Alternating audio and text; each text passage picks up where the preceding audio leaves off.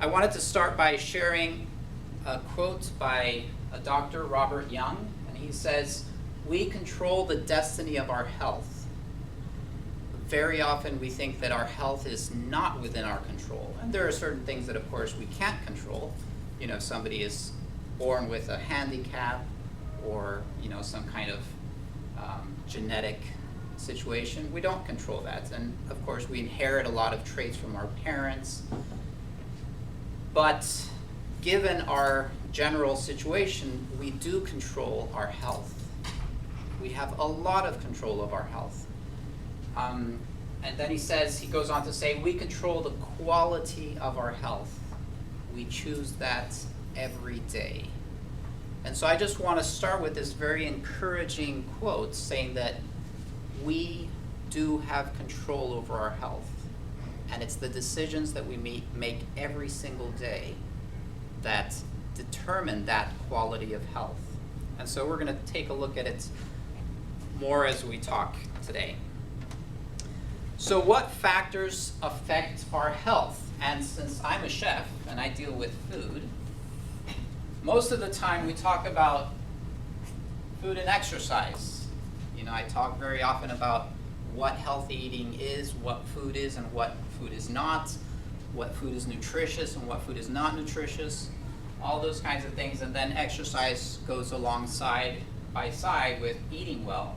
But here's a long list of things that also can affect our health. Obviously the genes that we inherit from our parents, but also stress, and maybe the job that we do affects our health. Our relationships, not only our intimate relationship with our significant other, but even our relationship to our family, to one's parents or children, brothers and sisters, cousins, but also relationships to neighbors, to friends, to co-workers, all of our relationships. How about also the way we sleep, whether we sleep well or not, whether we wake up very often during the night, whether we sleep 5 hours a night or 8 hours a night, whether we're always tired in the afternoon and have to take a nap. Our sleep definitely affects our health.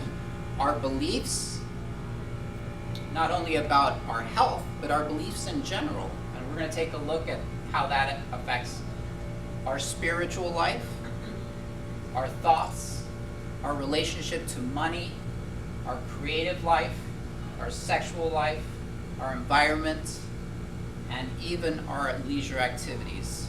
And so some of these are quite obvious. How do these affect our health? But other ones maybe don't seem as obvious. So we're going to take a look at that today. And as I was preparing for today's lecture, and as I was thinking about all of these things that I'm going to talk about, this is really the crux of what I am hoping to come to, that every moment in life is either a step towards health or towards toxicity. And that's not only in the choices we make about what we eat. So if say I've had a good lunch and I'm feeling good, but all of a sudden I get a little bit hungry and I have the choice of eating the donut or the strawberry, of course that decision is going to lead me either to health, one step towards health, or one step towards toxicity. But every single decision we take, even our thoughts. So if I wake up in the morning and I look in the mirror and I think, wow, I look really, really tired. I don't look so good today. Those thoughts are affecting me. And those thoughts are either a step towards health or a step towards toxicity. And we're going to understand that more. So that's really the focal point, the crux of what we're trying to get to today. So in order to really understand this concept of whole health, I want us to redefine some false assumptions that most of us have about health. So first of all, a lot of people assume that health isn't really our responsibility. Health is just a given. We're all supposed to be healthy. And then if I'm not healthy, then the responsibility is my doctor's responsibility. But that is not true. Health is not a given. It's something that we invest in every single day to either have it or lose it. And that responsibility is solely ours. If I get sick and I go visit a doctor, my health is not his responsibility. He is assisting me. He's giving me guidance.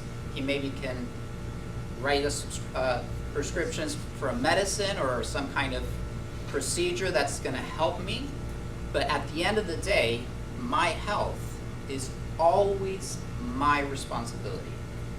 If I am healthy or if I am sick, I have above everything myself to blame. Of course, if I'm in a car accident and I was hit by a drunk driver, this drunk driver has drastically affected my health. So there are situations where our health can be affected by external people, but it's still, our health is our responsibility, and we need to take that responsibility. So you are the one who can ever best know your body. So we go to doctors and because they have studied many, many, many years, and there's so much knowledge in the medical community, that it's obvious for us to think, wow, well, this doctor knows more about me and my body than I do. That's not true. He knows more about how the body functions. That's true. And he might know more about, what possibilities the body, or what's going to help the body recover or not. But he doesn't know your body, and we're all very, very different. Your doctor can never fully understand what your knee pain feels like, how strong it is, how bothersome it is, whether it's an issue only in the morning and then in the evening or all day long. You are the one who best knows your body. The doctor can assist you and guide you and give you advice and help, but you're the one who's ever gonna best know your body. And because of that, I think it's very, very important to get into the habit of really listening to the body, of not just accepting pain as a given of life. If you have pain, listen to your body. It's trying to tell you something. If you get up one morning and you feel something strange in your stomach, it's your body talking to you. It's maybe telling you, reflect on what you did yesterday. What was it that is causing this discomfort in your digestive system? Or if you wake up one morning and you have this lower back pain, think about it. What did I do yesterday? Or what was there different about the way I slept? What is it that could have caused this lower back pain? So your body is constantly talking to you, trying to give you information of what's good for it and what's not. So because we're the ones who are ever best going to know our own bodies, we need to get into the habit of really listening. Our bodies are self-healing organisms. Again, this is a very, very hopeful thing. Our bodies are created in such a magical way that they are meant to heal themselves. Of course, we can abuse that and push the body so far that it can't heal itself. People die of cancer, people die of HIV, people die of all kinds of sicknesses. So we can certainly push our body too far where it can't heal itself anymore. But our body is tremendously powerful, and it's made to heal itself. As a child, you're running around like crazy, you're falling on your knees, you're running into walls, and the body just heals itself. And that is the way that our bodies should function all of the time. So this is very positive, and we need to remember that. Our bodies are self-healing organisms. We cut ourselves, the body takes care of it. It heals it. Our bodies only heal under certain conditions. Now that's important also to think about, that in order for my body to heal, I need to give my body certain conditions. For example, one of the things that the body most needs in order to heal is sleep. So I need to, if I am sick, I need to sleep a lot, because that is the time that the body most does healing. It can also heal during the day as we're going about our business or if we're resting, but when we sleep, our bodies are focused solely on healing. So it's a very, very special time. And we need to understand these things.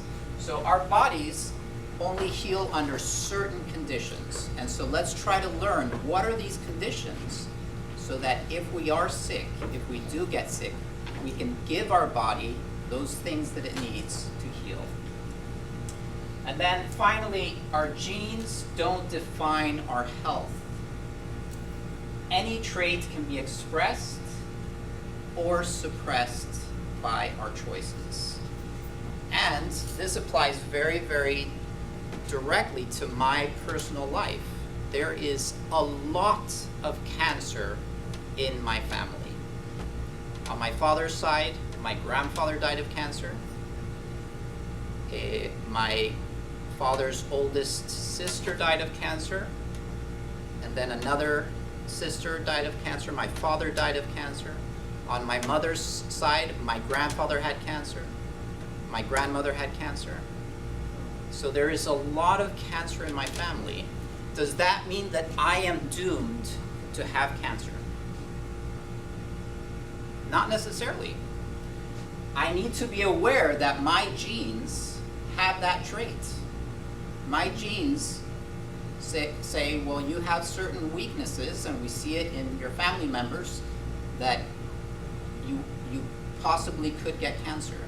But those traits, whether I get cancer or I don't get cancer, can be either expressed or suppressed by the choices I make. So if I live the life that my father lived and that my grandfather lived, and I make the same choices that they made, then I will probably get cancer. And so I need to be aware of that and take that as a challenge. Okay, well, what were those choices that allowed my father to get cancer? And how can I work to make those choices different so that I don't get cancer? So these are assumptions that we all have or we've heard that are false. And we need to redefine this. So we're responsible for our health. You are the best person to know your body. Our bodies are self-healing organisms, but they need certain conditions in order for them to heal. And you're not defined by your genes. These traits can be expressed or suppressed depending on our choices. So in order to understand these conditions that we have to give our bodies in order to be these self-healing organisms, we need to understand the autonomic nervous system. So those are the involuntary functions that our body does without us thinking. For example, breathing. Fortunately, we don't have to think to breathe. Our bodies just naturally breathe, and you can see it when somebody falls asleep. What's the most clear signal that they have fallen asleep? They start breathing very deeply. The body just naturally breathes. Our heartbeat, we don't control our heartbeats, fortunately. Our heart just beats and beats and beats and beats and beats for years and years on end. So just like that, our immune system is also something that we don't control. Our hormones are something that we don't control. If a tiger were to walk in that door, I can't control the hormones of adrenaline.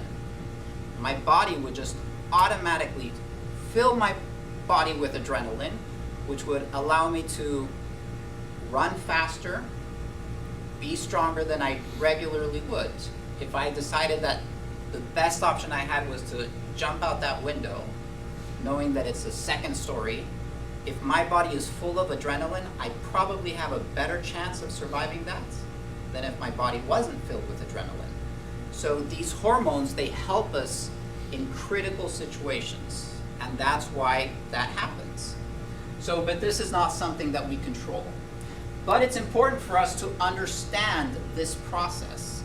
Our body is either in survive mode, where my body is aware that something is wrong, and so it's giving me certain signals. It's releasing hormones, it's making my heart beat in a certain way, my breath is altered in some way, or I am in thrive mode. So those are the two modes that this automatic system in our body has. We're either in survive mode or we're in thrive mode. And it's very interesting because they're very, very different modes. So the survive mode is a stress response. It's about fight or flight. And it has a very, very high cost for our body. When we are stressed, if I see a tiger and I have to outrun that tiger, that is very expensive to my body. My body is making tremendous sacrifices just to survive. But your body thinks it's worth it because otherwise you die. So it's worth that high cost. But it's important to recognize that it is a high cost for the body. It's very taxing for the body to be in this survive mode. And then we have the thrive mode. And what happens in the thrive mode? What is that about? Well, it's the mode where we digest our food. So that's why when we eat, our body just naturally gets tired and we feel drowsy and we think, let's take a nap or let's go for a stroll, in the park. Because our body wants to calm us down so that it can focus on digesting. The process of breaking down food and taking up the nutrients it needs is a lot of work for our bodies. And so our bodies have to kind of turn off all of these other things, our senses. We become less, aware of what's in our environment. Our eyes are a little hazier. We maybe don't hear as clearly. When we are in survive mode, when our bodies are pumped with adrenaline, we're extra sensitive to everything. We can see clear, we can hear clear, because we need to survive. When we're in thrive mode, it's the opposite. Our body kind of slows us down. We start breathing much deeper and slower. Our heartbeat slows down as well. So this is a rest response. Here we have the stress response. This is a rest response. Our body wants to rest. This feeling of being in the zone when things just happen easily. If you are a creative person and you play the piano, or you write poetry, or you paint, you can recognize this, that when you're doing this creative exercise and you're in the zone, your body feels very, very relaxed. So this is the thrive. And it's got no cost to the body. Quite the contrary. Your body is gaining in that mode because you're relaxed, because you're breathing deeply, because your heart isn't racing. Your body can take up nutrients, it can heal, it can fix, it can renew itself. So these are the two modes of this automatic system in our body. Socrates said something very interesting. He said, there is no illness of the body that is separate from the mind. So he understood, and he's often called the father of medicine, Socrates.